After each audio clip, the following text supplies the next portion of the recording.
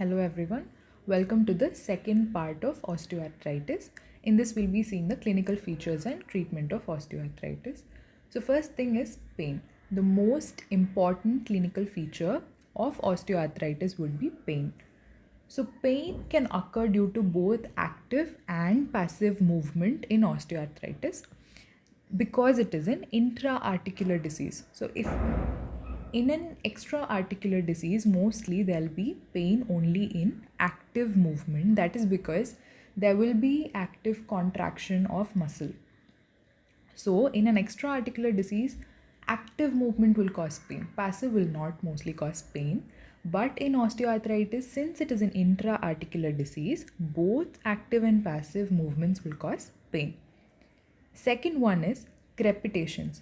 So, crepitations are this feeling that occurs in the joint, a distinct feeling that is because of the destruction of articular cartilage. There will be rubbing of the bone over the bone. That causes a distinct characteristic feature which is known as crepitations. Third one is decreased range of movement. This is also due to the destruction of articular cartilage, which leads to decrease in joint space.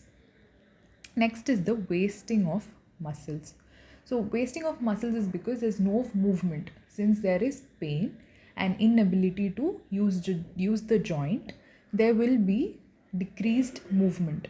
So, that will lead to wasting of muscles. Main muscle involved would be quadriceps, which contains rectus femoris, vastus lateralis, vastus intermedius, and vastus medialis. Among this, the most involved muscle would be vastus medialis. Fifth one is deformity and swelling, again due to destruction of articular cartilage and osteophyte formation. There will be deformity and swelling. These are the five main clinical features of osteoarthritis, which is pain for both active and passive, crepitations due to rubbing of the bone over the bone, decreased range of movement, wasting of muscles, especially vastus medialis, and a deformity or swelling. So, coming to X-ray features. So, in this X-ray, if you see, there will be reduced joint space. There is a reduction in the joint space, which leads to bone over bone formation. So, this will lead to subchondral sclerosis. So, just below the cartilage, there will be an increased density of bone. So, that is the subchondral sclerosis, and there will be formation or regeneration of new abnormal bones, which is osteophytes. And finally, there will also be subchondral necrotic cysts. All these features you will be able to appreciate in the X-ray. So the first one was decreased joint space, and that is the first sign that can be appreciated in the X-ray of a osteoarthritis patient. So this is due to the destruction of articular cartilage. Second one is bone on bone appearance, that is because of decrease in the joint space. Next is subchondral sclerosis, and that is due to the increase in density of bone. Next is subchondral necrotic cysts, and finally there will be osteophytes. Osteophytes are regeneration of abnormal bone. Then these osteophytes, when they break off, they form loose bodies. So these loose bodies, when they are present in the knee joint, the most common cause of loose bodies in the knee joint will be osteophytes of osteoarthritis will be the most common cause. So if the loose bodies are present in the knee joint, most common cause will be osteophytes of osteoarthritis. If it is present in the young, then osteochondritis dissecans will be the most common cause. Osteochondritis dissecans. If it is present and there are multiple loose bodies, then the cause will be synovial chondromatosis. So the main deformity that we see in osteoarthritis is genu varus, and as we already saw, it increases osteoarthritis, and that becomes a cycle. So since the joint space of medial side is affected, it leads to moving of the tibia to the medial side. So that is the reason for the genovarus deformity. Apart from this, there are two other deformities in the hand, which is Heberden's node and Bouchard's node. So Heberden's node occurs in the distal interphalangeal joint and Bouchard's node occurs in the proximal interphalangeal joint. This is about the clinical features. Coming to treatment, the first thing that we see is conservative management in the early stages of the disease. So first is prevent the progression by weight loss. Physiotherapy, the most common muscle that is involved is the vastus medialis of the quadriceps femoris. So that strengthening of vastus medialis is done, and also heat. And then walking with support, crutches are used. It is used in the opposite side of the joint involved, and braces. These are the conservative management. Next is pain management, most important. Paracetamol, COX inhibitors. So COX inhibitors like ibuprofen, naproxen, diclofenac, aceclofenac, ketorolac, indomethacin, and COX-2 like celecoxib. Next is chondroprotective agents. So this glucosamine, chondroitin sulfate are chondroprotective. Chondro is cartilage. So protecting the cartilage.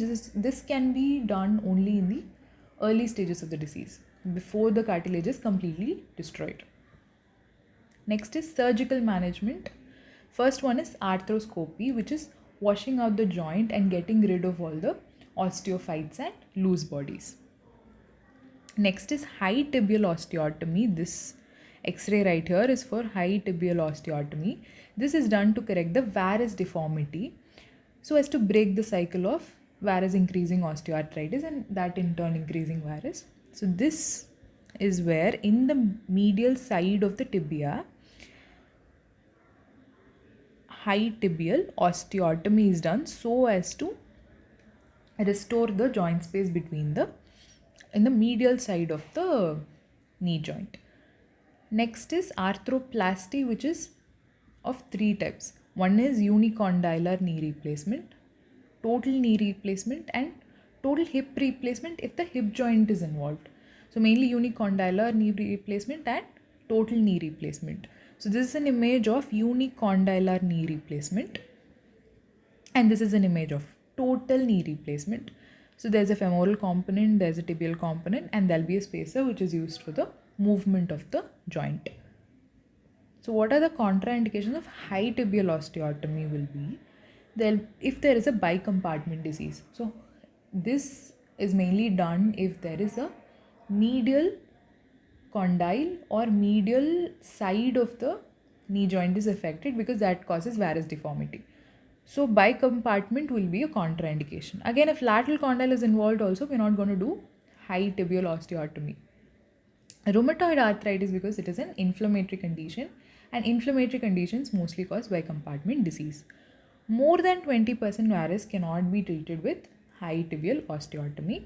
Same goes with range of movement. If range of movement is severely affected, if there's less than 90% flexion only, then that can also not be corrected with high tibial osteotomy. And then if there's flexion contracture, which basically means when the joint is bent so that it cannot be straightened even actively or passively, and that if it is more than 15% of flexion contracture, then that can also not be treated with high tibial osteotomy. The final one that we're going to see is patellar clunk syndrome.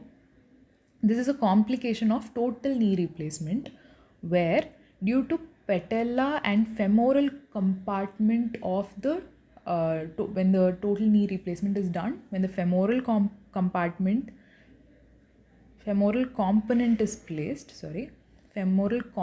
is placed,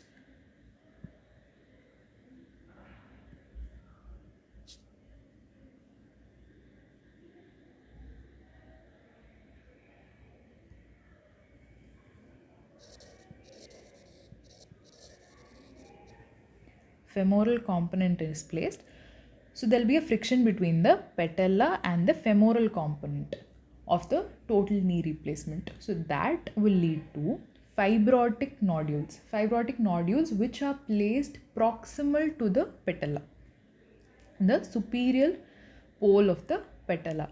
There will be fibrotic nodules. This will lead to a catching when there is extension. When the patient tries to extend the knee joint, there will be a catch feeling due to this fibrotic nodule. After a little bit of effort, it will slip and the patient will be able to extend. But that initial catching, that is referred to as the patellar clunk syndrome.